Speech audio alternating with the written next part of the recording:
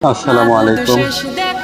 আঞ্জুমান মফিদুল ইসলাম পাবনা শাখায় বেওয়ারিশ লাশ দাফন যার মূল কাজ।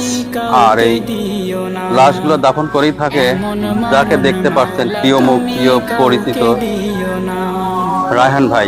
এই রায়হান ভাই কিন্তু আঞ্জুমান মফিদুল ইসলামের জন্মলগ্ন থেকেই প্রায়, তাই না, জন্মলগ্ন থেকেই প্রায় এই বেওয়ারিশ লাশ সে দাফন করে আসছে।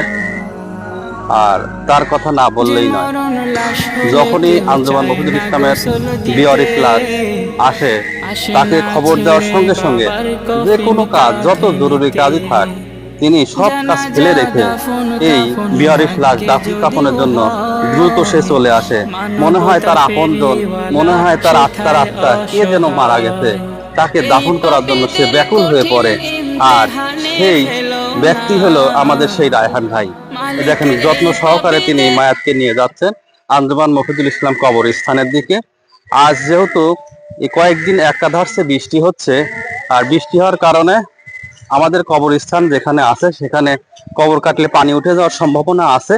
এই জন্য আমরা আমাদের উঁচু জায়গা যেখানে আছে, আমরা সেখানেই এই মায়াতকে দাফন করব।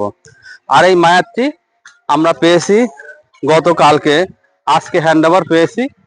আর এইটা পাবনার সিংহা ব্রিজে, অর্থাৎ রেল লাইনের ব্রিজের পাশে ট্রেন দুর্ঘটনায় এই মায়াতটি ইন্তেকাল করেন। আর এই মায়াতের কথাই আপনাদেরকে বারবার বলছি, যেহেতু দেখেন কত যত্ন সহকারে সেই আন্তরিকতার সঙ্গে এই বেওয়ারিশ লাশটি তিনি নিয়ে যাচ্ছেন।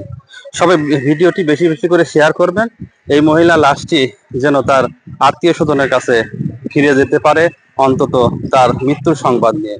সবাই ভালো থাকবেন, আল্লাহ হাফেজ।